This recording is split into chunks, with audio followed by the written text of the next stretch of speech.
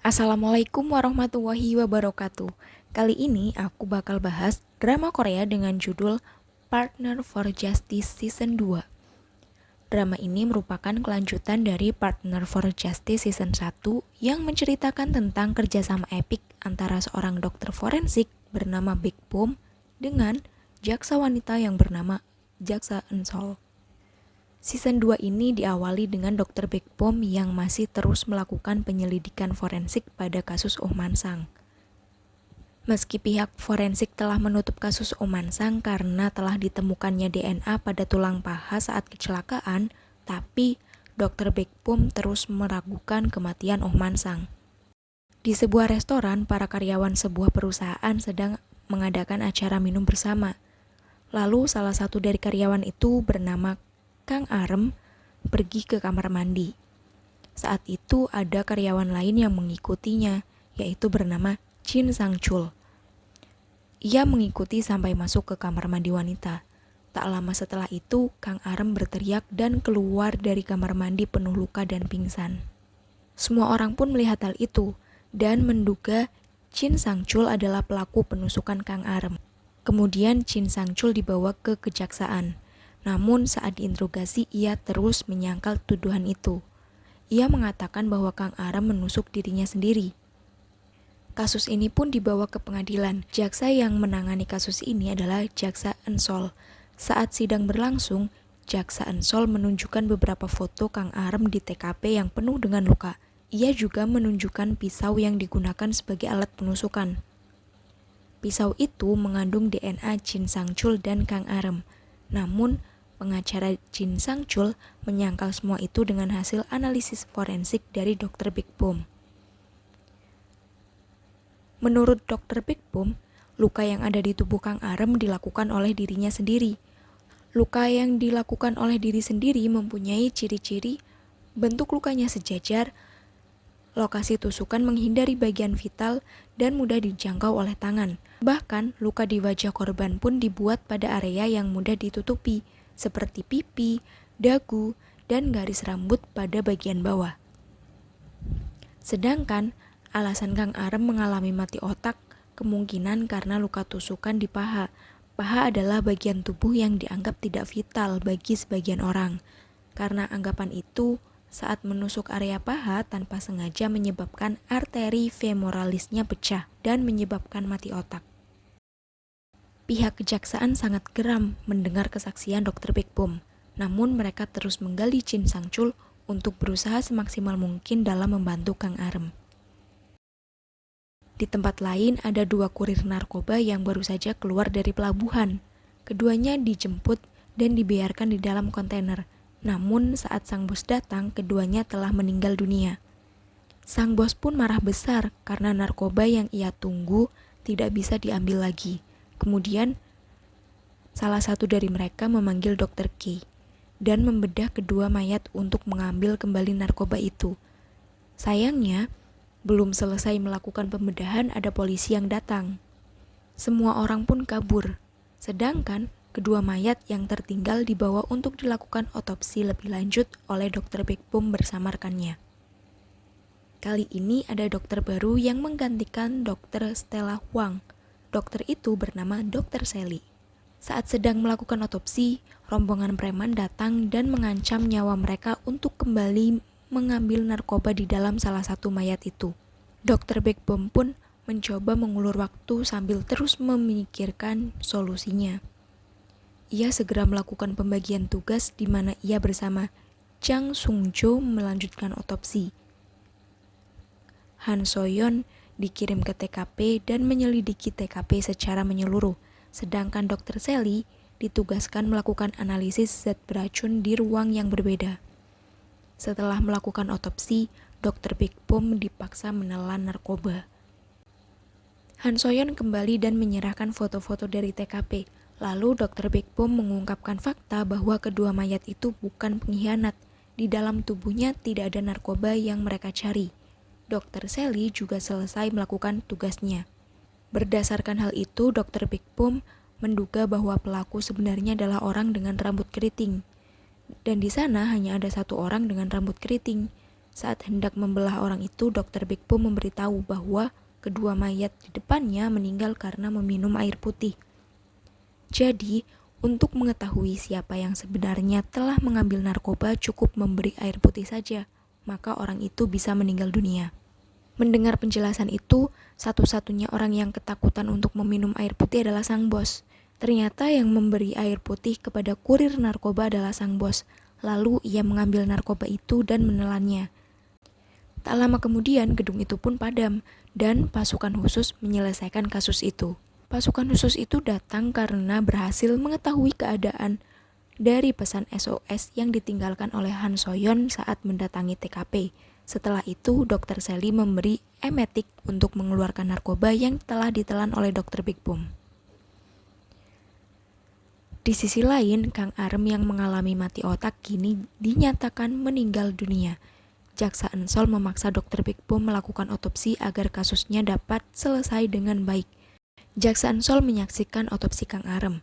Lalu ada yang melakukan penelusuran CCTV sampai mengetahui fakta bahwa Kang Arem membeli pisau yang digunakan sebagai alat penusukan. Ada juga yang melakukan penelusuran terhadap perusahaan tempat Kang Arem bekerja dan mengetahui fakta bahwa sebelum Kang Arem ada 3 wanita yang mengundurkan diri dari perusahaan karena pelecehan seksual yang dilakukan oleh Jin Sang-chul. Namun kepala Jaksa Dal memaksa untuk mengambil alih kasus dengan bukti video Jin Sang-chul mengangkat pisau di depan Kang Arem tanpa memberitahu rekan lainnya. Tak lama kemudian Dr. Big Boom selesai melakukan otopsi mayat dan TKP. Ia menunjukkan foto telapak tangan korban. Di telapak kiri ada tanda ujung kuku. Hal ini sebagai bukti bahwa rasa sakit yang dialami sampai mengempalkan tangan sekeras itu untuk menyembunyikan kebenaran. Karena jika rasa sakit yang dia alami disebabkan oleh orang lain, harusnya ada bekas luka di kedua tangan, bukan satu tangan saja. Lalu ia menunjukkan foto darah di TKP dan memperagakan saat Kang Arem melukai dirinya sendiri. Sedangkan video yang dijadikan bukti oleh kepala Jaksa Dal bukanlah sebuah bukti Jin Sang-chul sebagai pelaku. Justru, ia berusaha mengambil pisau saat Kang Arem melukai dirinya sendiri dan tertangkap kamera sebagai pelaku. Media kembali menjadi gempar dengan kesaksian Dr. Big Boom. Saat keadaan menjadi kacau, kepala Jaksa Dal menyerahkan kasus itu kepada Jaksa Ensol kembali. Jaksa Ensol berhasil menyelesaikan kasus Kang Arem dengan baik. Ia menyimpulkan bahwa kasus Kang Arem bukan kasus pembunuhan, tapi kematian tidak sengaja yang disebabkan karena melukai diri sendiri. Namun sebelum kesimpulan itu, Jaksa Ensol memberitahukan bahwa Kang Arem mengalami pelecehan terus-menerus di tempat kerja sampai ia memutuskan untuk melukai diri sendiri. Jin Sang-chul memang tidak dipenjara dan tidak mendapatkan hukuman karena pihak kejaksaan menarik tuntutan itu kembali, tapi sanksi sosial yang ia dapatkan jauh lebih berat. Karena anak dan putrinya menyaksikan pengadilan itu, dan mereka terlihat sangat kecewa saat mengetahui fakta bahwa Jin Sang-chul adalah pelaku pelecehan di kantor. Dr. Big Boom menyadari bahwa jasad kurir narkoba dan paha Oh Man Sang memiliki bentuk lubang yang sama. Ia juga yakin bahwa lubang itu hanya bisa dibuat oleh seorang dokter. Pada suatu pagi, sepasang suami istri baru saja keluar dari apartemen. Keduanya pergi menjalankan aktivitas masing-masing. Sang istri bernama Cha Jo-hee dan sang suami bernama Jang Ho-gu. Tak lama kemudian, keduanya mengalami kecelakaan dan meninggal dunia. Kedua keluarga langsung memperebutkan harta warisan karena total kekayaan yang dimiliki keduanya adalah 10 juta dolar. Keluarga Cha Jo-hee menunjukkan sertifikat kematian dan mengklaim bahwa Cha Jo-hee meninggal 23 menit lebih lama sehingga warisan itu menjadi milik keluarga Cha Jo-hee. Tapi, waktu perkiraan kematian itu tidak bisa dijadikan patokan karena ada faktor lain seperti waktu untuk pertolongan pertama yang disebabkan oleh manusia. Sehingga tidak ada yang tahu pasti waktu kematian yang sesungguhnya. Itu sebabnya hukum perdata menuliskan anggapan kematian simultan yang artinya mereka meninggal secara bersama. Sehingga tidak ada yang mewarisi apapun. Jaksa Do Ji-han menyarankan agar dilakukan otopsi untuk mengetahui waktu kematian yang sesungguhnya. Kedua keluarga pun menyetujui hal itu. Dr. Baekbom ditugaskan untuk melakukan otopsi terhadap jasad Jang Ho-gu dan Kepala 6 ditugaskan melakukan otopsi terhadap jasad Cha Jo-hee. Tetapi Dr. Baekbom tidak menyetujui hal itu. Ia memaksa untuk melakukan otopsi pada Cha Jo-hee. Dari hasil forensik diketahui bahwa kematian Jang Ho-gu adalah jantung robek akibat trauma toraks dan shock hemoragik akibat robeknya aorta atas. Dan perkiraan kematiannya adalah 07.37, yaitu 7 menit setelah kecelakaan. Hasil forensik Cha Jo-hee yaitu mengalami beberapa faktur dan kerusakan pada organ dalam. Penyebab paling fatal adalah pendarahan subdural karena otaknya rusak, dan waktu kematiannya belum ditetapkan. Kemudian Dr. Baekbom mendatangi TKP. Di sana tidak ada bekas ban sama sekali, yang artinya Cha Jo-hee tidak sadar saat ada sebuah truk di depannya. Di sisi lain, Jaksa Eun-seol terus melakukan penyelidikan latar belakang dan melakukan interogasi pada keluarga Cha Jo-hee. Lalu, ia mengetahui fakta bahwa adik Cha Jo-hee yang bernama Cha Do-hee memalsukan sertifikat kematian Cha Jo-hee. Tiba-tiba, Dr. Baekbom datang membawa laporan hasil otopsi dan mengatakan jangan mengesampingkan Cha Jo-hee dibunuh. Fakta bahwa di TKP tidak ada bekas selip ban dijadikan sebagai bahan penyelidikan lebih lanjut. Dr. Baekbom memberikan dua kemungkinan yang bisa terjadi, yaitu tidak sadar atau ada yang salah dengan penglihatan Cha Jo-hee. Ternyata, kedua hal itu terjadi secara bersamaan. Hal ini didasarkan pada hasil analisis darah Cha Jo-hee yang mengandung gas beracun yaitu dinitrogen oksida. Ketika gas dinitrogen oksida masuk ke dalam tubuh, zat itu menyebabkan halusinasi, sakit kepala, dan muntah. Cha Do-hee yang bekerja sebagai ahli kesehatan gigi dijadikan tersangka utama karena mempunyai akses besar untuk mendapatkan dinitrogen oksida. Pihak kejaksaan segera melakukan penyitaan di tempat Cha Do-hee bekerja. Di sana, Cha Do-hee bertugas mengawasi keluar masuknya gas dinitrogen oksida. Lalu ada beberapa kesalahan pencatatan. Cha Do-hee mengakui perbuatannya. Gas dinitrogen oksida itu ia jual ke klub malam, bukan sebagai alat pembunuhan Cha Jo-hee. Selain itu, kakak dan ibu dari Jang Ho-gu juga dijadikan tersangka. Kakak Jang Ho-gu bernama Jang So-chul, ibu Jang Ho-gu bernama Ibu Cheon. Berdasarkan pernyataan Dr. Baekbom, akhirnya mobil Cha Jo-hee diperiksa oleh badan forensik. Menurut Kepala 6, saat bahan bakar terbakar, ketika mobil dikendarai, dinitrogen teroksidasi di udara dan menciptakan dinitrogen oksida. Lalu knalpot mobil yang seharusnya mengeluarkan gas dari kendaraan. Tapi karena ada sebuah konektor, maka gas itu masuk ke dalam mobil. Kecacatan yang dialami oleh mobil Cha Jo-hee menyebabkan dinitrogen masuk ke dalam mobil. Setelah itu, Dr. Baekbom memeriksa mobil Jang Ho-gu dan menemukan ada sebuah DNA wanita di dalam mobil itu. Pihak kejaksaan mencari semua kemungkinan DNA yang cocok. Setelah melakukan pemeriksaan berulang kali, mereka menemukan fakta bahwa DNA itu cocok dengan Han Sora, seorang manajer kafe yang ternyata menjadi selingkuhan Jang Ho-gu sebagai pemilik kafe. Di waktu yang sama, pihak keluarga Cha Jo-hee sedang meminta maaf karena telah memalsukan sertifikat kematian. Saat keluarga Jang Ho-gu hendak meninggalkan tempat mediasi, Jaksa Do Ji-han datang dan berhasil mengungkapkan kebenaran kasus itu. Pelaku pembunuhan Cha Jo-hee adalah Jang Ho-gu. Pemicunya adalah karena Cha Jo-hee mengetahui Jang Ho-gu yang selingkuh, lalu meminta cerai dengan syarat uang kompensasi sebesar $1 juta. Kemudian, Jang Ho-gu memutuskan untuk membunuh Cha Jo-hee dengan alat pembunuhan yang tidak terduga, yaitu balon olahraga. Pagi itu, Cha Jo-hee dan Jang Ho-gu pergi bersama dengan aktivitas masing-masing, di mana Jang Ho-gu pergi bekerja dan Cha Jo-hee pergi berolahraga. Saat berolahraga, Cha Jo-hee membawa sebuah balon. Mengetahui hal itu, Jang Ho-gu telah mempersiapkan balon yang sama persis, tapi berisi dinitrogen oksida. Lalu, saat Cha Jo-hee berhenti di sebuah kafe, Jang Ho-gu menukar balon yang telah ia siapkan. Balon itu sengaja dilubangi sehingga dalam perjalanan tanpa sadar Cha Jo-hee menghirup gas dinitrogen oksida.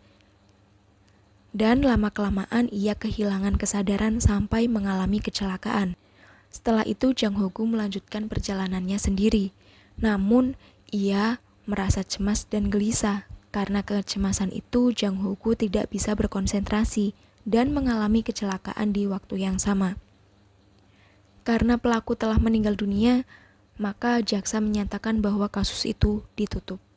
Tiba-tiba Han So-hyun mendapatkan telepon dari TK bahwa Han So-hyun mengalami tabrak lari dan sedang dibawa ke rumah sakit Hanju. Sesampainya di rumah sakit, Han Se-hyun ditangani oleh Dr. Jang Chul yang berhasil mengungkap pelaku tabrak lari yang sebenarnya adalah sang sopir bus. Keesokan harinya ditemukan mayat perempuan di sebuah motel. Pihak forensik dan kejaksaan segera datang ke TKP. Sebelum melakukan otopsi, Dr. Big Boom menyuruh memasang pijakan di TKP agar tidak merusak TKP. Mayat itu bernama Jung Hae-ju. Ia berusia 27 tahun dan seorang mahasiswa yang sedang mengambil cuti 1 tahun. Jasadnya ditemukan oleh pihak pemilik motel karena penyewa belum keluar saat jamnya telah habis, sehingga pemilik motel mengecek ke kamar tersebut. Berdasarkan hasil forensik, Jung Hae-ju dibakar setelah dibunuh karena warna darah dari hidungnya merah, yang menandakan bahwa ia tidak bernafas saat kebakaran dimulai. Jika Jung Hae-ju dibakar hidup-hidup, dia akan menghirup gas dan bagian dalam hidungnya akan menghitam, bukan merah. Selain itu, forensik juga menemukan ukuran sepatu pelaku, yaitu sebesar 275 mm dengan pathfinder. Sayangnya, CCTV di luar motel hanya tipuan sehingga tidak ada rekaman CCTV yang bisa menunjukkan sang pelaku. 3 jam kemudian ditemukan mayat tergantung pada bangunan terbengkalai yang jaraknya tidak jauh dari lokasi pembunuhan Jung Hae-ju. Berdasarkan analisis forensik, suhu tubuh korban sangat rendah, yaitu 32 derajat Celcius.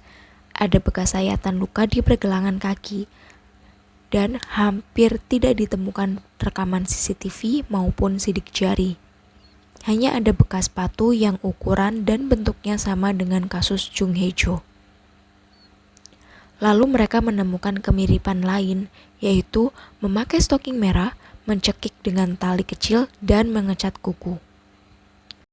Mendengar kesamaan kasus itu, kepala jaksa langsung membentuk tim investigasi khusus untuk menyelesaikannya. Jaksa Do menjadi jaksa yang bertanggung jawab langsung memberikan peringatan hati-hati melalui media terutama wanita, anak-anak, dan lansia. Jasad Jung Hae-ju dan jasad kedua diotopsi pada waktu yang sama, namun kedua dokter forensik merasa ada yang janggal. Saat sedang melakukan otopsi, jaksa Ansol menyadari sesuatu, yaitu stoking yang digunakan salah satu korban adalah stoking baru. Kemudian, ia langsung mendatangi beberapa toserba di sekitar TKP dan mendapatkan fakta bahwa ada 9 stoking yang dibeli oleh orang misterius. Di waktu yang sama, jaksa Do justru pergi ke rumah Jung Hae-ju dan menemukan tablet di sebuah pot di dalam rumah. Ia segera mengirimkan tablet itu untuk uji forensik digital dan ditemukan video di mana Jung Hae-ju merekam diam-diam perjalanannya saat diculik. Lalu ia mengikuti alur dari video itu. Tak lama kemudian, ditemukan banyak sekali darah di toilet dekat taman.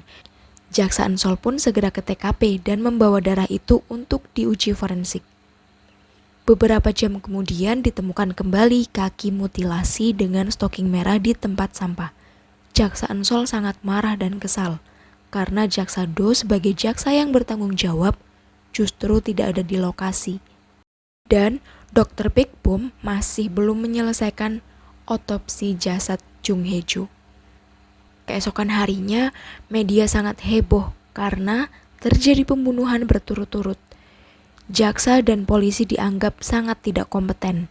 Kini Jaksa Do ditangguhkan dari semua tugas karena terus-menerus tidak muncul di TKP, dan kasus ini dialihkan kepada Jaksa Ansol. Keputusan itu justru membuat Jaksa Do senang karena ia bisa fokus menelusuri kebenaran kasus Jung Hae-jo. Pihak kejaksaan segera melakukan rapat eksklusif dengan para petinggi untuk membahas kasus yang sedang mereka tangani. Tak lama kemudian, dokter forensik datang tanpa diundang ke tempat itu. Mereka mengungkapkan fakta tentang kasus yang sedang terjadi. Dari keempat korban, yang menjadi korban sebenarnya hanya satu, yaitu Jung Hae-jo. Korban kedua sebenarnya memang sudah meninggal karena penyakit, tapi pelaku sengaja membuatnya seolah-olah ada pembunuhan. Hal ini berdasarkan perbandingan zat yang terkandung dalam bulu hidung korban kedua dengan salah satu anggota forensik. Bulu hidung korban tidak mengandung zat apapun, sedangkan bulu hidung salah satu anggota forensik mengandung banyak sekali zat. Padahal di sekitar TKP ada restoran daging iga berbumbu. Itu artinya jika tidak ditemukan zat apapun pada bulu hidung, maka ia sudah tewas saat tiba di TKP.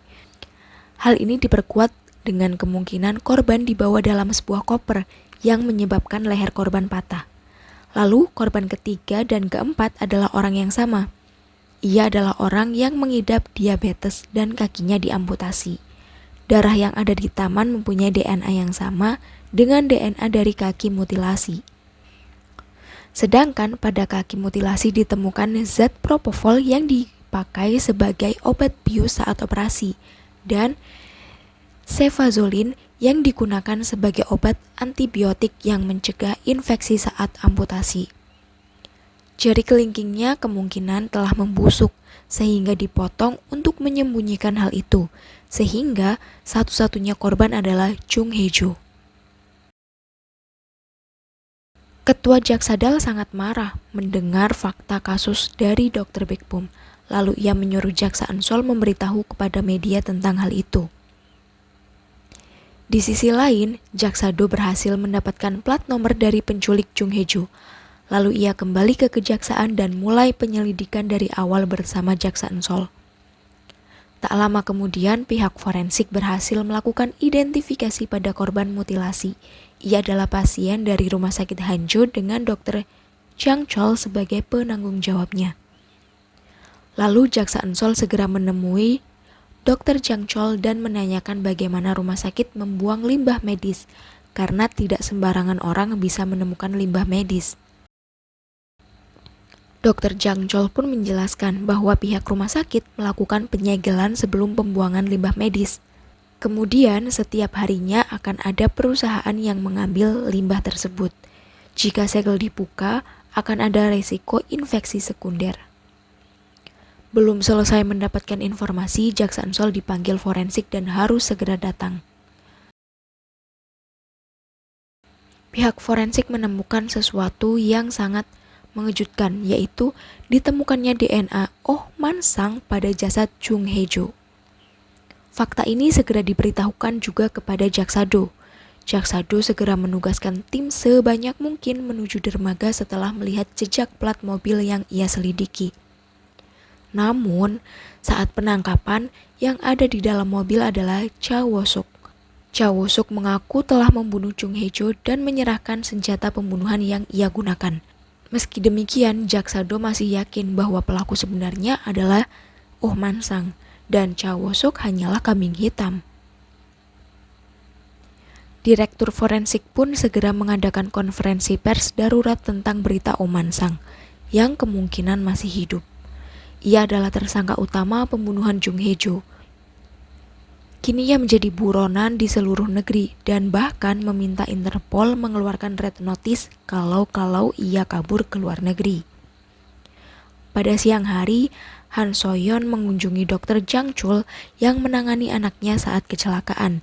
Dr. Jang Chul menunjukkan foto bekas-bekas luka di tubuh Han So-hyun dan mengatakan bahwa itu adalah luka bekas siksaan dalam waktu yang lama. Mendengar hal itu, Han So-yeon langsung mengumpulkan beberapa foto yang sama dari teman-teman Han So-hyun dan mendatangi sang guru. Benar saja, salah satu dari guru TK itu adalah pelaku kekerasan pada anak. Han So-hyun dan beberapa temannya digigit oleh sang guru. Tak lama kemudian sang guru pun ditangkap polisi. Pada malam harinya, Dr. Baekbom kembali ke TKP jasad kedua dan dipergoki oleh jaksa Eun-seol. Keesokan harinya, jaksa Eun-seol berbelanja di supermarket dan bertemu dengan Dr. Shelly.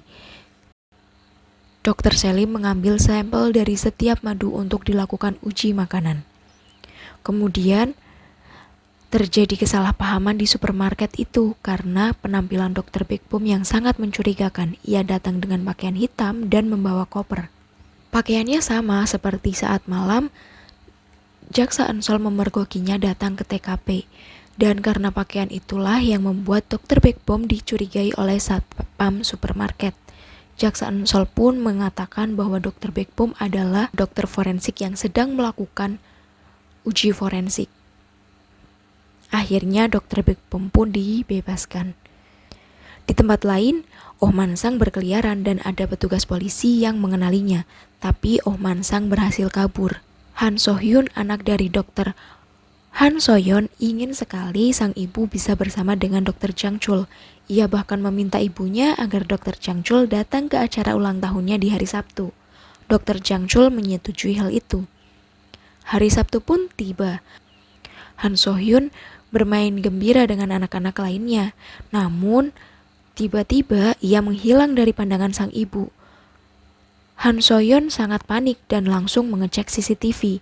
Di sana ia melihat sang anak dibawa oleh seseorang yang tak dikenal dalam keadaan tak sadarkan diri. Ia pun segera melapor ke 112. Seluruh tim ditugaskan bersama dan langsung mengeluarkan kode zero. Dr. Han So-hyun menceritakan bahwa ada 2 kejadian yang menimpanya, yaitu supir bus yang tanpa sengaja menabrak anaknya dan guru TK yang dipecat karena pelaporan atas kekerasan pada anak didiknya.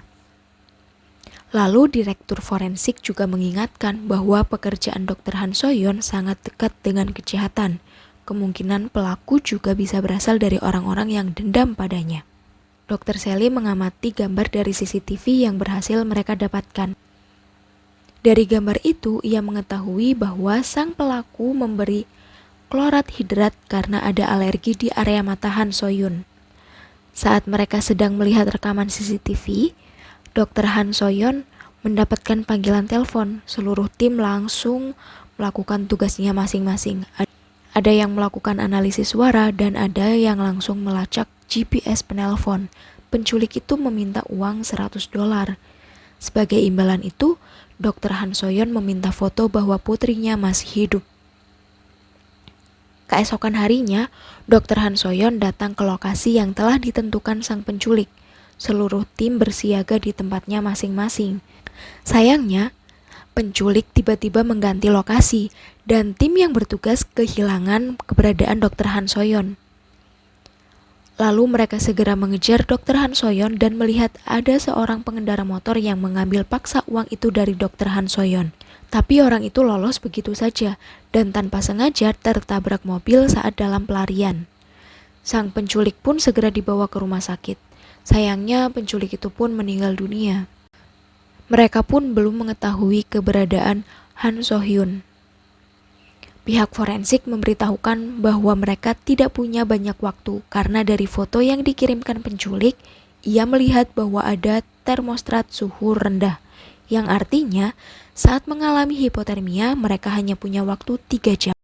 Mengetahui kondisi itu, mereka langsung memberikan peringatan Amber, yaitu merilis penculikan anak ke publik dan siap menerima semua laporan publik. Dari analisis jenazah, sidik jari pelaku tidak terdaftar pada sistem, sehingga identitasnya juga tidak diketahui. Kemudian Dr. Baekbom meminta agar jasad pelaku diotopsi. Dr. Baekbom pun melakukan pemeriksaan secara menyeluruh dengan begitu teliti. Lalu ia mengetahui lokasi terakhir pelaku. Pelaku bukan orang Korea karena tidak ada bekas suntikan vaksin di tubuhnya.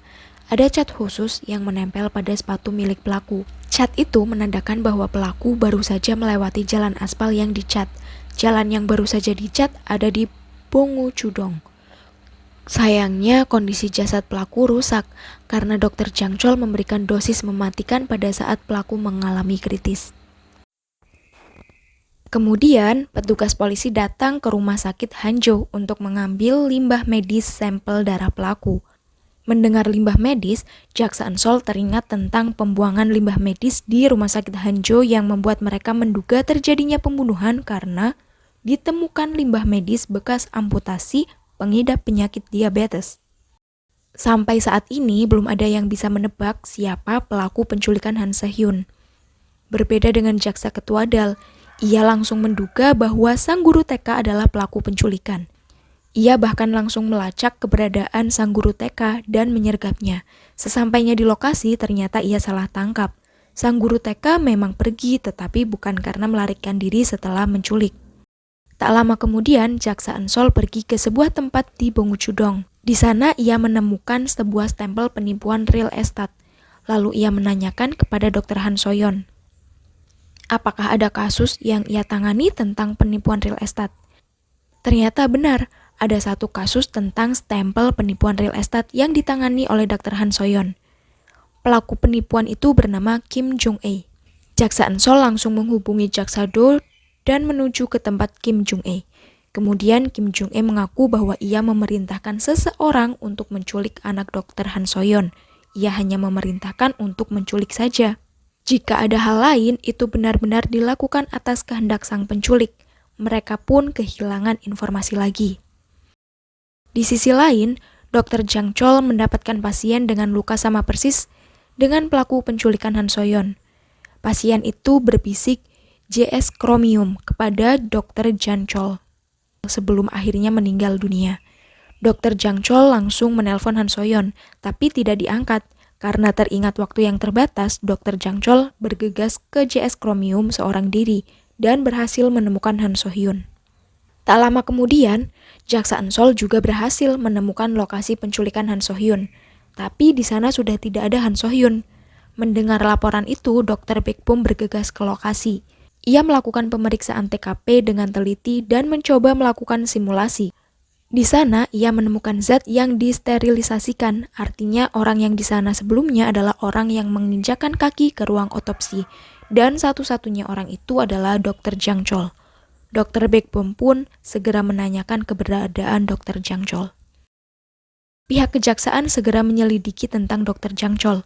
Mereka juga mendatangi dan mengepung tempat tinggal Dr. Jang Chol. Namun, Jaksa Dal seolah menghalang-halangi proses penyergapan itu. Saat Jaksa Do memerintahkan melakukan penyergapan, salah satu dari mereka berhasil mengkonfirmasi bahwa Dr. Jang Chol berada di kantor forensik, sembari membawa Han So-hyun. Namun setelah Han So-hyun bangun, ia tidak ingat apa-apa. Kemudian Jaksa Do meminta supaya Dr. Jang Chol menjelaskan apa yang sebenarnya terjadi. Dr. Jang Chol menjelaskan runtutan bagaimana ia menemukan lokasi Han So-hyun. Lalu ia membawa Han So-yeon pulang untuk menstabilkan suhu tubuh Han So-yeon.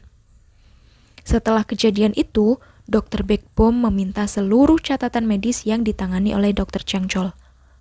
Pada malam harinya, Kepala Jaksa Dal bertemu diam-diam dengan Dr. Jang Chol. Ternyata keduanya saling kenal dan memiliki hubungan rahasia yang mencurigakan. Kepala Jaksa Dal memberikan sebuah ponsel sembari mengingatkan agar Dr. Jang Chol tidak lupa memberi obat kepada ibunya. Sedangkan Dr. Jang Chol mengingatkan agar Kepala Jaksa Dal menjaga Oh Man Sang dengan baik.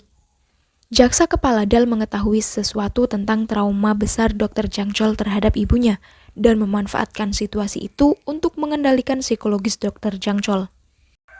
Terkadang Kepala Jaksa Dal sengaja menelpon Dr. Jang Chol dan mengucapkan beberapa kalimat yang sama persis dengan ibu Dr. Jang Chol lewat telepon. Kalimat itu membuat Dr. Jang Chol sangat terganggu. Dr. Han So-hyun bersama Jang Sung-jo datang ke rumah Dr. Baekbom untuk mengucapkan terima kasih. Saat masuk rumah itu, mereka sangat terkejut karena rumah Dr. Baekbom penuh dengan senjata dan bahan-bahan kimia. Beberapa menit kemudian, Jang Sung-jo keluar untuk membeli makanan dan tanpa sengaja bertemu dengan Dr. Sally. Kini beberapa orang kumpul di rumah Dr. Baekbom, tetapi Dr. Baekbom tetap saja sibuk dengan urusannya sendiri. Suatu hari, seorang pria yang bekerja di sebuah restoran tiba-tiba menjadi emosi dan memukul pelanggan tanpa alasan. Kemudian ia pulang ke rumah dan memberi sebungkus plastik hitam kepada sang ibu.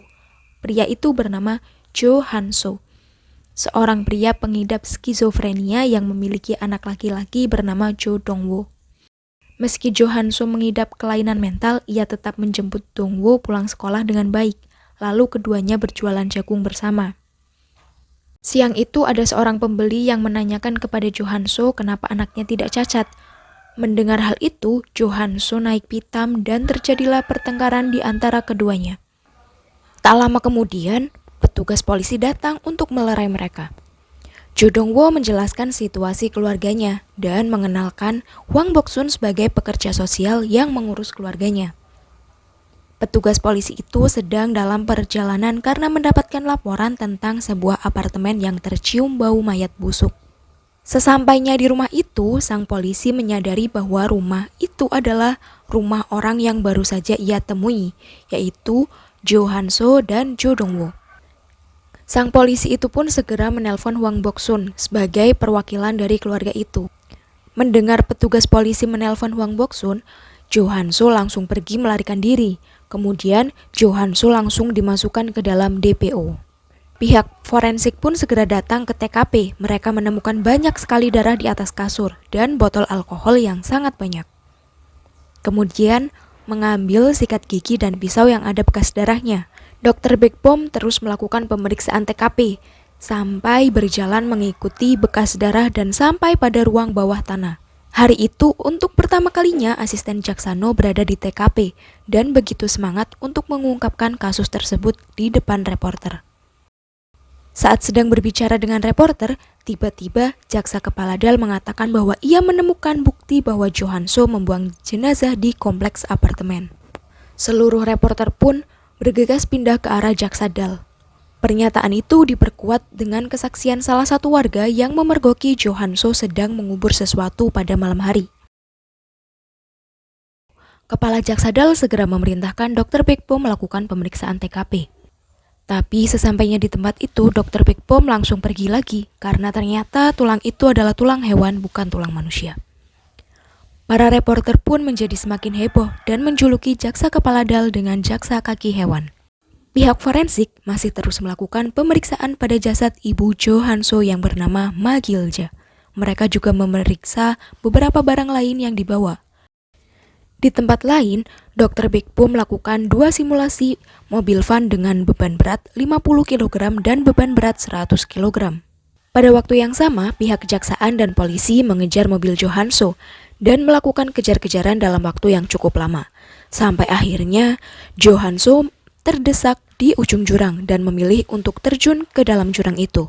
Bersamaan dengan itu, Dr. Baekbom mengabari bahwa kemungkinan jasad Ma Gil-ja ada di dalam mobil yang dikendarai Jo Han-so. Dugaan Dr. Baekbom pun benar, Ma Gil-ja ada di dalam kotak es mobil Jo Han-so. Jasad itu pun segera dibawa ke forensik untuk dilakukan otopsi. Sayangnya hari itu adalah musim pembusukan, yang artinya seluruh jasad mengalami peningkatan pembusukan karena iklim panas dan lembab yang menyebabkan percepatan dekomposisi. Dr. Baekbom melakukan pemeriksaan dengan sangat teliti dan sangat hati-hati. Lalu ia kebingungan karena tidak menemukan kuku tangan dan kaki di dekat jenazah Ma Gil-ja. Tim polisi masih terus melakukan penelusuran sampai malam hari, tapi masih tidak menemukan apapun. Kemudian Jaksa Do menyadari bahwa sungai itu mengarah ke Gongjiam, tempat adik Jo Han-so tinggal.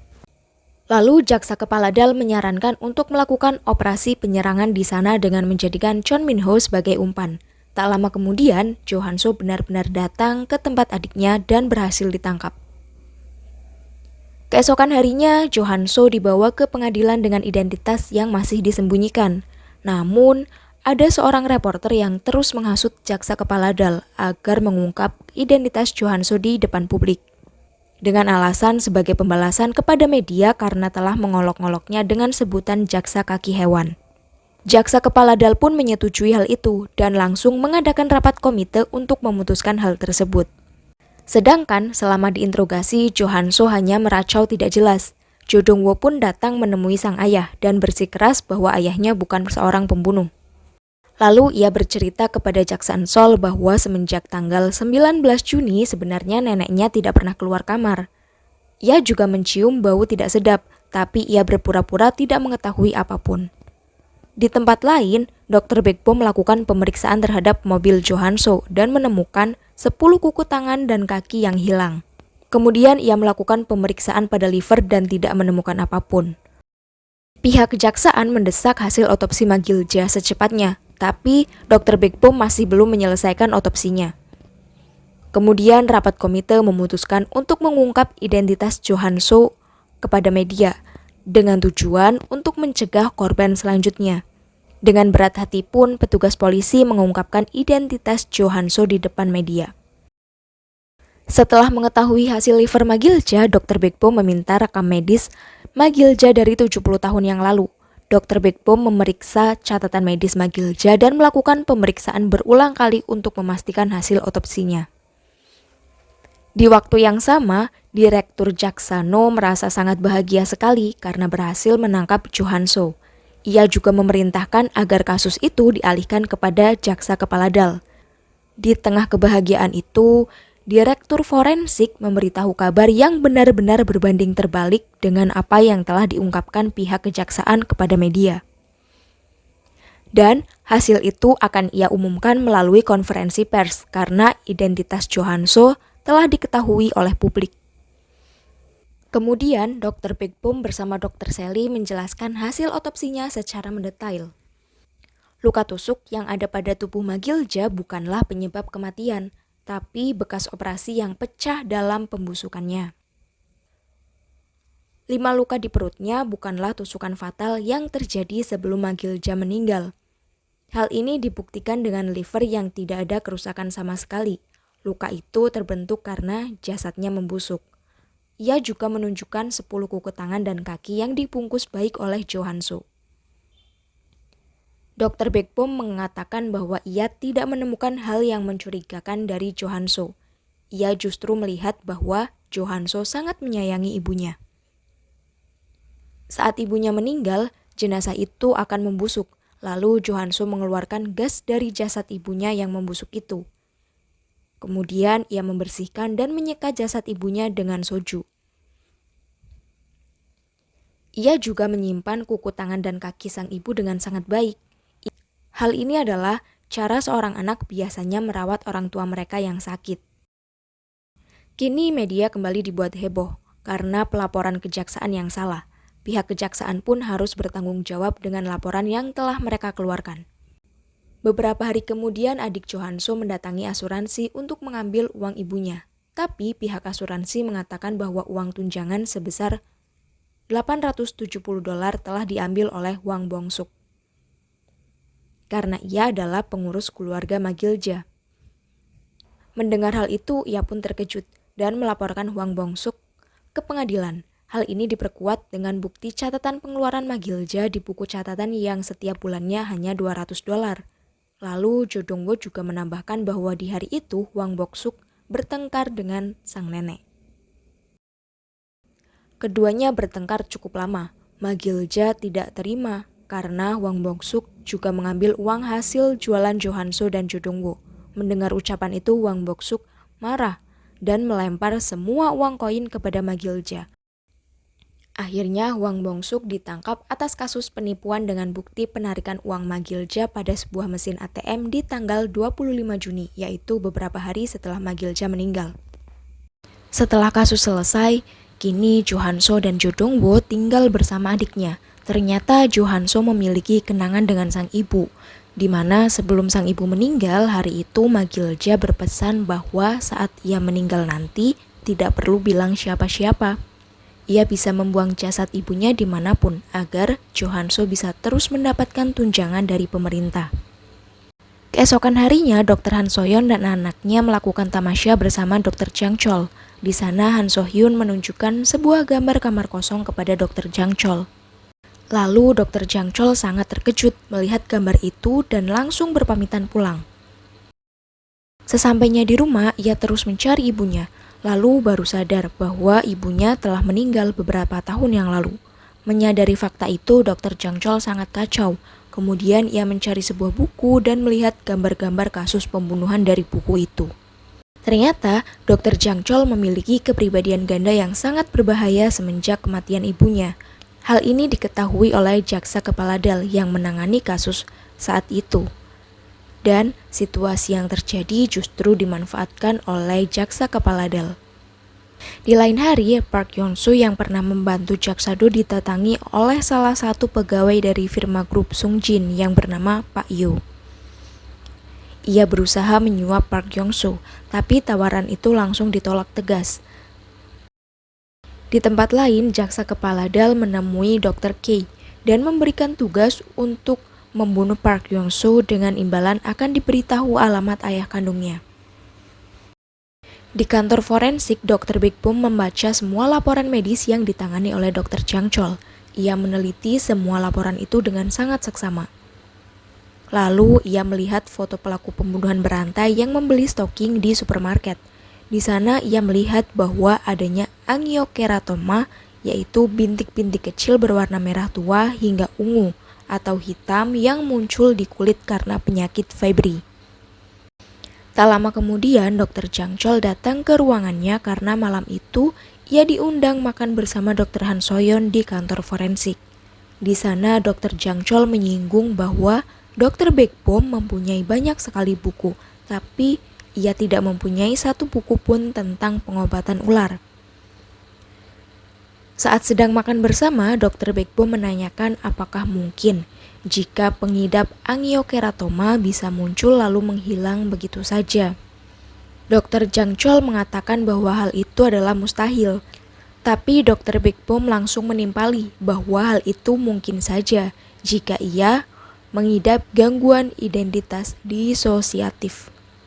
Saat seorang pasien memiliki beberapa kepribadian, tiap kepribadian itu akan memiliki penyakit yang berbeda juga. Misal, satu kepribadian, seorang pasien memiliki penglihatan sempurna dan kepribadian lain mengalami buta dalam waktu bersamaan. Dan penyebab pasien pengidap gangguan identitas disosiatif adalah kekerasan dalam rumah tangga yang dialami saat masa kecil. Mendengar penjelasan itu, Dr. Jang Chol pun berpamitan pulang dengan alasan ada pekerjaan. Ternyata, Dr. Jang Chol melakukan pengintaian terhadap Park Yong-soo yang sedang bertemu dengan jaksa Do. Keduanya saling mengingatkan untuk berhati-hati karena grup Sung Jin sedang mengawasi gerak-gerik mereka. Keesokan harinya, Park Yong-soo datang ke makam ayahnya untuk memperbaiki makam yang rusak itu sendirian. Beberapa jam kemudian, istri Park Yong-soo yang bernama Eun Young menghubungi jaksa Do karena suaminya tidak bisa dihubungi dan belum sampai ke lokasi kerja. Mendengar kabar itu, jaksa Do langsung pergi mencari Park Yong-soo. Ternyata Park Yong-soo telah meninggal dunia karena gigitan ular. Namun, kematian itu terasa ada yang aneh bagi jaksa Do. Kemudian jaksa Do langsung meminta Dr. Baekbom untuk melakukan otopsi pada jenazah Park Yong-soo. Pada hari itu, Dr. Baekbom mendapatkan email aneh dengan kode T63.0 yang dikirim oleh email tanpa nama. T63.0 adalah kode diagnosis dalam sistem klasifikasi internasional penyakit yang digunakan untuk mengidentifikasi efek toksis dari bisa ular, yaitu di mana kondisi medis yang disebabkan oleh keracunan gigitan ular. Hal ini menjadi semakin mencurigakan karena secara kebetulan ia mendapat permintaan otopsi yang disebabkan oleh gigitan ular. Dr. Baekbom pun melakukan otopsi dengan seksama. Ia menandai bekas gigitan ular dan mencocokkan gambar itu dengan berbagai macam gigi ular melalui gambar di internet. Ternyata gigi itu cocok dengan mamusi batu. Kondisi jenazah itu tidak ada injeksi sama sekali. Lalu Dr. Baekbom membedah perut dan langsung tercium bau yang sangat menyengat, seolah ingin menyamarkan bau yang ada di dalam jenazah itu. Dr. Baekbom lalu teringat bahwa tempo hari Dr. Jang Chol sempat menyinggung tentang bisa ular saat di ruangannya.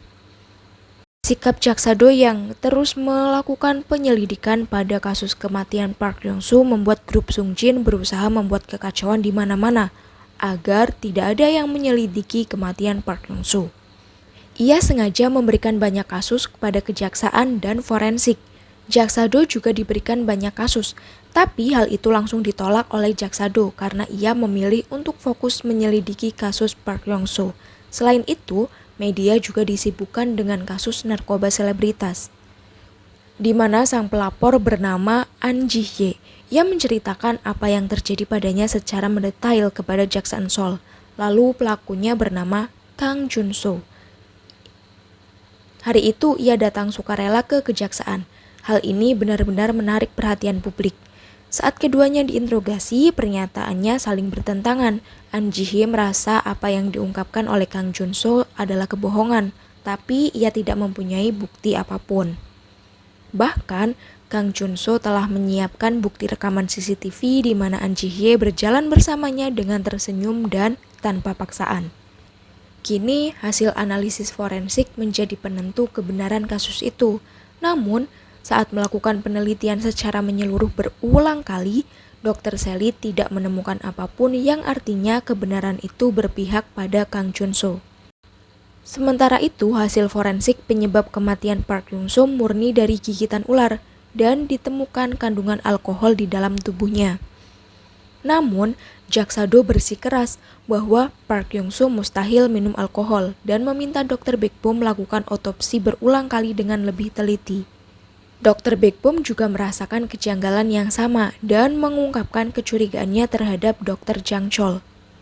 Mendengar hal itu, pihak kejaksaan langsung menuju ke rumah sakit tempat Dr. Jang Chol bekerja. Tapi, Dr. Jang Chol telah keluar dari rumah sakit itu dan semua identitas tentang Dr. Jang Chol mendadak hilang. Hal ini menyebabkan kecurigaannya terhadap Dr. Jang Chol semakin besar. Bahkan, Jaksa Do meminta surat penyelidikan ke rumah Dr. Jang Chol, tapi surat itu langsung ditolak oleh Jaksa Kepala Dal karena kasus Park Yong-soo dianggap sebagai kasus kecelakaan oleh kepolisian. Mendengar penolakan itu, Jaksa Do tetap nekat melakukan penyelidikan kepada rumah Dr. Jang Chol, dan ia menerobos rumah itu dengan memecahkan kaca rumahnya. Setelah berhasil masuk ke rumah Dr. Jang Chol, ia meminta Dr. Baekbom untuk melakukan pemeriksaan TKP dengan seksama. Setibanya di TKP, Dr. Han So-hyun terkejut karena penampakan kamar itu sangat mirip dengan apa yang digambar oleh Han So-hyun. Di sana mereka menemukan buku dengan gambar detail-detail kejahatan yang hanya diketahui oleh sang pelaku. Hal ini semakin memperkuat bahwa pelaku kejahatan yang selama ini terjadi adalah Dr. Jang Chol. Rumah itu benar-benar bersih tanpa perabotan, hanya ada tempat tidur tanpa pasien dengan alat kesehatan yang lengkap. Mereka juga menemukan obat. Pihak forensik mengambil beberapa sampel TKP dan melakukan pemeriksaan secara menyeluruh. Kemudian, Jaksa Do mengingatkan Jaksaan Seoul agar tidak mempercayai siapapun di kantor kejaksaan dan menyelesaikan kasus narkoba dengan baik. Tak lama setelah itu, hasil forensik pun keluar, dan Kang Jun-soo bersiap melakukan tuntutan balik atas pencemaran nama baik, karena memang tidak ditemukan apapun dari hasil forensik itu. Video yang kemarin ia jadikan sebagai bukti pun menyebar di internet, dan membuat An Ji-hye sangat frustasi. Di kantor forensik, Dr. Sally dan Dr. Baekbom berulang kali melakukan pemeriksaan, tapi keduanya tetap tidak menemukan apapun. Forensik pun menjadi semakin kacau dengan keadaan itu, karena mereka terus melakukan pemeriksaan berulang kali pada hasil yang sama. Sedangkan kasus baru terus saja bermunculan. Mengetahui Dr. Baekbom yang masih melakukan otopsi pada jenazah Park Yong-soo, Jaksa Kepala Dal segera ke forensik dan menarik paksa jenazah Park Yong-soo. Tapi Dr. Baekbom sempat mengambil sedikit jaringan dari tubuh Park Yong-soo agar bisa terus melakukan penyelidikan. Dr. Han Soyeon juga melakukan pemeriksaan mendetail pada benda-benda yang mereka bawa dari rumah Dr. Jang Chol dan menemukan partikel berbeda di sepatu ibunya. Sepatu itu mengandung partikel dari Laut Selatan. Berdasarkan fakta itu, Jaksa Do meminta izin perjalanan dinas kepada Jaksa Kepala Dal untuk pergi ke Laut Selatan. Tapi lagi-lagi permintaan itu ditolak dan sempat terjadi perkelahian di antara keduanya yang direkam secara sembunyi-sembunyi oleh Jaksa Kepala Dal. Meski tidak mendapatkan izin, lagi-lagi Jaksa Do langsung pergi ke Laut Selatan, tepatnya Byulgyo, tempat masa kecil Dr. Jang Chol. Malam harinya, Dr. Big Boom mendatangi penangkaran ular dan bertanya tentang ular mamusi batu, beserta bisa ularnya. Lalu ia meminta bisa ular itu untuk melakukan uji coba. Sesampainya di kantor forensik, Dr. Big Boom meminta Dr. Sally untuk membantunya dengan uji coba bisa ular mamusi batu. Dr. Big Boom juga menyarankan agar Dr. Sally melakukan uji coba yang berbeda untuk menyelesaikan kasus narkoba selebritas.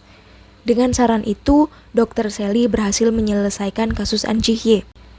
Sayangnya, An Ji-hye telah datang ke stasiun TV dan mengatakan bahwa ia mencabut semua tuntutan yang dia ajukan kepada Kang Jun-soo. Di sisi lain, Jaksa Do telah sampai di rumah masa kecil Dr. Jang Chol sendirian. Setibanya di sana, ia mendapatkan telepon dari Dr. Big Boom yang memperingatkan bahwa Dr. Jang Chol berkepribadian ganda. Jadi, ia harus sangat berhati-hati. Sayangnya, Jaksa Do telah pingsan karena telah dipukul oleh Dr. Jang Chol sebelum Dr. Big Boom menelpon. Mendengar suara Dr. Jang Chol, Dr. Big Boom langsung menanyakan tentang kasus bisa ular yang ia tahu lewat sebuah email. Tapi, Dr. Jang Chol terkejut dan mengelak hal itu. Kemungkinan email tersebut dikirim oleh kepribadian lain, lalu telepon itu dimatikan oleh Dr. Jang Chol. Semua orang menjadi resah dengan keselamatan Jaksa Do. Saat Jaksa Do sadar, ia sudah dalam kondisi terikat. Meski keadaannya terancam, Jaksa Do terus memprovokasi Dr. Jang Chol. Kemudian ia dipukuli dan pingsan. Saat bangun yang kedua kalinya, di sana sudah tidak ada Dr. Jang Chol, dan ia dibantu oleh warga lokal untuk membebaskan diri. Lalu Jaksa Do segera memberitahu Dr. Big Boom bahwa ia melihat perubahan kepribadian Dr. Jang Chol dan akan segera mencari informasi tentang keluarga Dr. Jang Chol. Ternyata, dulu ibu Dr. Jang Chol adalah seorang perawat di sebuah rumah sakit yang mengalami hamil di luar nikah. Kemudian saat anak itu berusia 9 tahun, beredar rumor bahwa sang anak membunuh ibunya sendiri dan dipenjara. Tapi, kasus itu ditutup begitu saja dan sang anak tidak dipenjara. Hal ini membuat Jaksa Do semakin curiga dan semakin mencari lebih detail tentang ibu Dr. Jang Chol. Di sisi lain, penemuan GHB pada kasus An Ji-hye hanya diketahui oleh Dr. Sally dan Jaksa Sol. Fakta ini sengaja mereka rahasiakan karena banyak orang korupsi di kejaksaan. Saat An Ji-hye datang ke kantor kejaksaan, Jaksa Sol berusaha meyakinkan An Ji-hye untuk tidak menyerah dengan kasus yang ia ajukan. Ia juga mengungkapkan bahwa ia telah mempunyai bukti kuat yang bisa membuat An Ji-hye memenangkan kasus. Sementara itu, Jaksa Kepala Dal memanggil komite disiplin untuk memecat Jaksa Do karena Jaksa Do telah melalaikan tugasnya. Jaksa Kepala Dal mengatakan bahwa Jaksa Do tidak terima juniornya tewas dalam kecelakaan dan keluar dari kantor dengan menentang perintah. Jaksa Do juga menolak datang untuk bisa menjelaskan dirinya. Tak lama kemudian, Dr. Big Boom datang ke kantor kejaksaan dan menjelaskan kasus Park Hyung-soo, di mana Park Hyung-soo benar-benar dibunuh karena Dr. Sally menemukan adanya pelumas di hidung Park Hyung-soo. Dr. Big Boom pun melakukan simulasi pembunuhan itu di depan para jaksa. Hari itu, Park Hyung-soo tidak mabuk. Alkohol itu masuk ke tubuhnya melalui selang L yang dipakai rumah sakit untuk memberi makan pada pasien koma. Hal ini diperkuat dengan ditemukannya gelodokain pada hidung korban, adanya abrasi dan luka pada tenggorokan yang menunjukkan bahwa selang itu dimasukkan secara paksa. Sebelum pergi ke makam, Park Yung-soo mampir ke Toserba dan sang pembunuh menukar air mineral Park Yung-soo dengan air mineral yang sudah dimasukkan GHB. Setelah meminum itu, Park Yung-soo pingsan. Dan sang pelaku sengaja menancapkan gigitan ular ke kaki Park Yung-soo dan menyuntikkan sebuah bisa yang menyamarkan pembunuhan sebagai kecelakaan. Setelah mendengar penjelasan Dr. Baekbom, pemecatan Jaksa Do dibatalkan. Sementara itu, Jaksa Eun-seol pergi ke kantor Kejaksaan Agung dan memeriksa tentang pengajuan penyelidikannya. Ternyata, pengajuan itu sama sekali tidak pernah diajukan. Kemudian ia segera meminta surat perintah penangkapan dari Jaksa Agung dan bergegas ke rumah Kang Jung-soo. Sampel rambut dan urin Kang Jung-soo segera dikirim ke forensik. Semua tim pun melakukan pemeriksaan menyeluruh di rumah Kang Jung-soo. Namun, Dr. Sally tidak menemukan apapun pada benda yang mereka bawa. Kemudian Jaksa Eun-seol baru sadar bahwa ikan di rumah Kang Jung-soo masih hidup saat mereka tiba dan mendadak mati saat mereka keluar rumah. Sayangnya kolam itu sudah bersih dan tidak ada ikan. Namun Jaksa Eun-seol tidak kehabisan ide. Ia memerintahkan untuk menyedot WC dan benar saja mereka mendapatkan ikan dari sana. Ikan itu kemudian diteliti oleh Dr. Sally. Di waktu yang sama, Jaksa Do mengetahui fakta bahwa jaksa yang bertanggung jawab atas kematian Ibu Dr. Chang Chol adalah jaksa kepala DAL. Pada malam harinya, ia menemui jaksa kepala DAL dan menanyakan tentang kasus itu. Jaksa kepala DAL mengatakan bahwa alasannya mundur karena forensik yang terlebih dahulu mengatakan mundur dari investigasi itu. Jaksa kepala DAL memberitahu bahwa saat ini Dr. Chang Chol sedang dalam perjalanan menemui ayahnya yang bernama Jang Woo-hyun. Jaksa Do pun segera menyusul ke alamat yang diberikan. Sesampainya di rumah itu, Jaksa Do melihat Dr. Chang Chol masuk ke rumah itu dan menemui seorang pria tua. Ternyata, jaksa kepala DAL telah mengirim seseorang untuk membunuh Jaksa Do dan Dr. Chang Chol di rumah itu yang akan disamarkan oleh jaksa kepala DAL dengan kematian seorang jaksa di tangan dokter psikopat. Ikan yang dibedah oleh Dr. Sally mengalami overdosis narkoba. Kini Kang Jung-soo benar-benar tidak bisa melakukan pembelaan apapun. Bahkan, firma hukum yang menangani kasusnya mengundurkan diri dan agensinya juga memutuskan kontrak dengannya. Kang Jung-soo pun mengakui semua perbuatannya dan dinyatakan bersalah. Di tempat lain, Jang Woo-hyun meminta maaf kepada Dr. Chang Chol atas apa yang terjadi selama ini. Namun, diam-diam Jang Woo-hyun memberikan obat kepada Dr. Chang Chol yang membuatnya semakin lemas dan tak berdaya. Melihat hal itu, Jaksa Do segera memberitahukan bahwa Jang Woo-hyun bukan ayah kandung Dr. Chang Chol karena ayah kandungnya tidak pernah datang ke Korea. Sang mata-mata yang dikirim jaksa kepala DAL berhasil menembak Dr. Chang Chol dan pergi begitu saja karena ada polisi yang datang ke lokasi. Jaksa Do juga kabur dari lokasi sembari memapah Dr. Chang Chol dan berusaha agar Dr. Chang Chol tetap hidup. Kemudian keduanya terjun ke dalam jurang. Keesokan harinya, pihak kejaksaan memberikan perintah untuk mencari Dr. Chang Chol dan Jaksa Do. Saat pencarian itu dilakukan, jaksa kepala DAL mengarahkan ke sebuah kontainer dengan kunci yang telah ia miliki. Di sana ada bukti alat-alat kejahatan yang dilakukan oleh Dr. K, mulai dari kasus Oh Man-sang sampai kasus Park Yung-soo. Melihat hal itu, Jang Sung-jo justru curiga karena kontainer itu terlalu kotor, sedangkan semua TKP yang ia tangani sebelumnya sangat bersih dan rapi.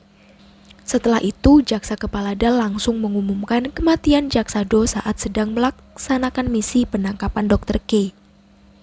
Tak lama kemudian, Pak Yang menerima informasi bahwa Jaksa Do berhasil ditemukan dan sedang menjalani operasi darurat.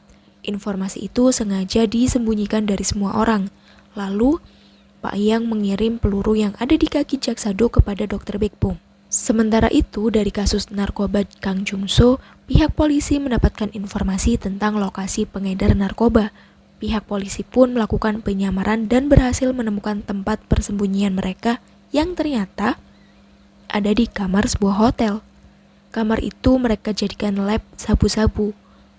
Kemudian para pengedar ditangkap dan tempat itu diambil alih oleh kepolisian.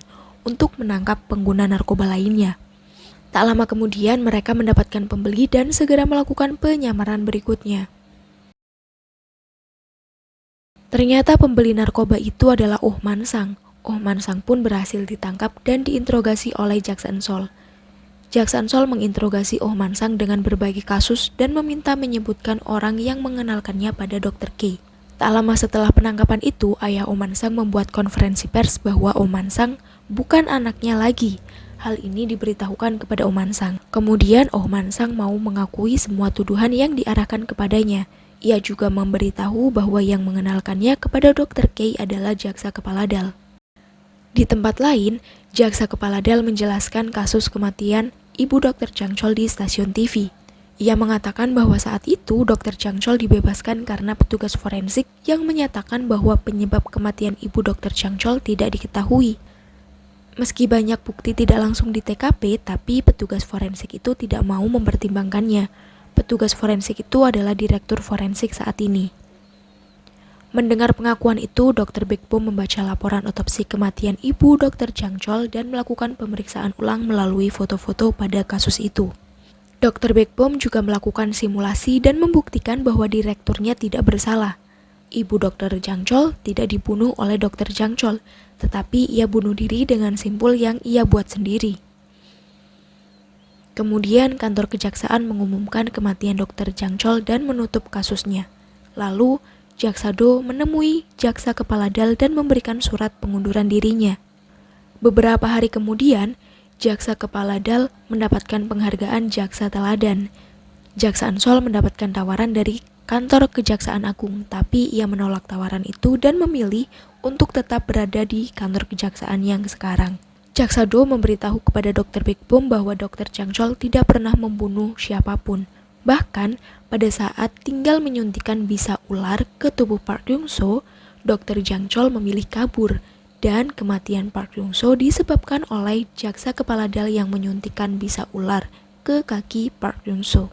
Dr. Bekbom pun pergi ke jurang di mana Jaksa Do dan Dr. Chang Chol jatuh, lalu memeriksa apa yang dikatakan oleh Jaksa Do. Beberapa hari kemudian, Pak Yang bertemu dengan Jaksa Do dan ditawari untuk ikut bekerja sama lagi dengannya, karena kini Jaksa Do mendirikan firma hukumnya sendiri bersama dengan Dr. Chang Chol. Akhir dari series ini masih memungkinkan akan adanya Partner for Justice Season 3 ya. Kita nantikan saja, apakah akan ada Partner for Justice Season 3 atau tidak. Sampai jumpa di drama Korea selanjutnya.